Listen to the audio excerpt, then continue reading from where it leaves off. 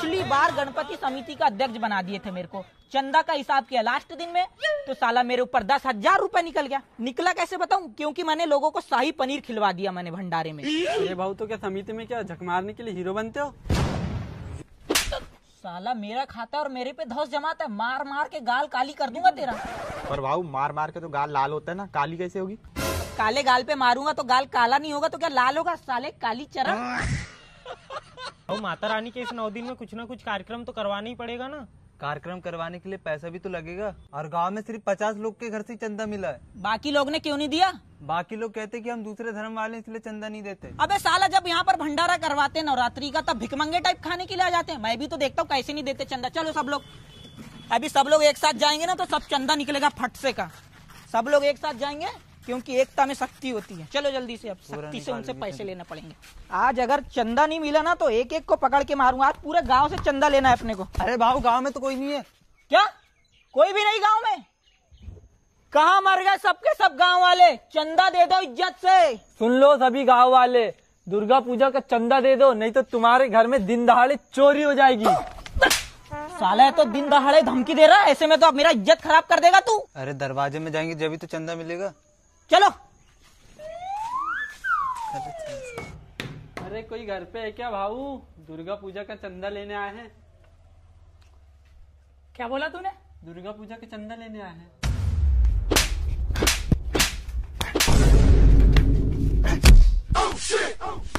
अरे क्या हो गया काका जी, क्यों मार रहे हो इस गरीब को? मारू ने तो क्या इसकी आरती उतारू?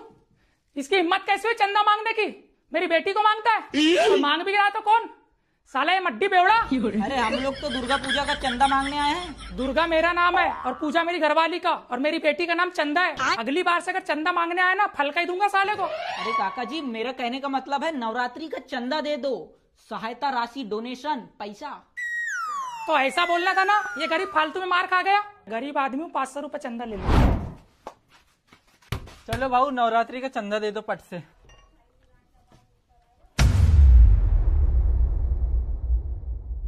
लगता है भाऊ यहाँ चंदा नहीं मिलेगा, चलते हैं यहाँ से।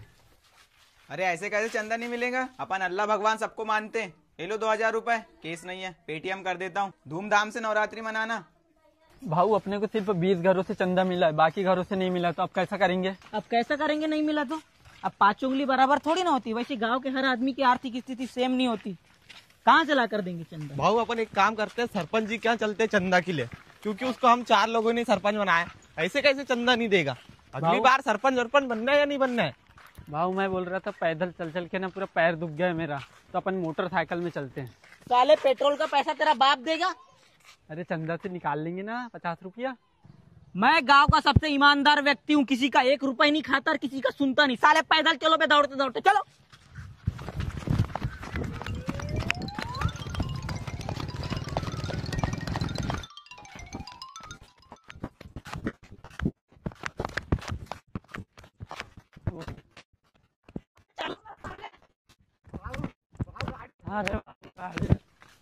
अरे सरपंच जी हमको ना तुमसे कुछ काम है, करोगे ना हमारा काम?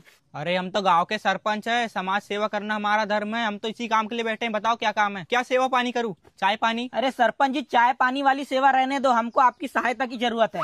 हम जिस सहायता के लिए आए हैं वो समाज सेवा के लिए है। आपको तो समाज सेवा करना आपका धर्म ही है। अरे बताओगे भी क्या काम है? तो हम बस ये चाहते हैं कि हमने जो नवरात्रि में दुर्गा जी मनाए हैं उसका चंदा दे दो, सिर्फ और सिर्फ मात्र कितना, थोड़ा सा ही तो है यार, बस 5,000। 5,000 रुपए।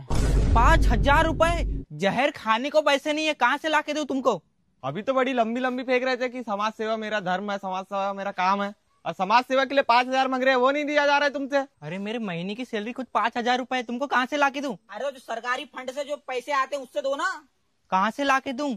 सब तो ऑनलाइन का जमाना हो गया ना, 1 रुपए नहीं बच रहे मेरे पास। अरे तो स्कॉर्पियो कहाँ से खड़ी हो गई 4 महीने में? अरे वो बाप दादा की कमाई की, वो भी किस्त में है मेरी। अरे भाऊ ये सरपंच तो अपने से भी भांड भिखारी निकला। अबे मेरे को ये समझ में नहीं आ रहा है, साला 4 महीने तो हुआ है सिर्फ इसको सरपंच बने हुए, फिर इसने साला स्कॉर्पियो कैसे डाला, और नाम बता रहे बाप दादा के पैसे का। भाऊ उसके बाप दादा तो पूरे भांड भिखारी थे।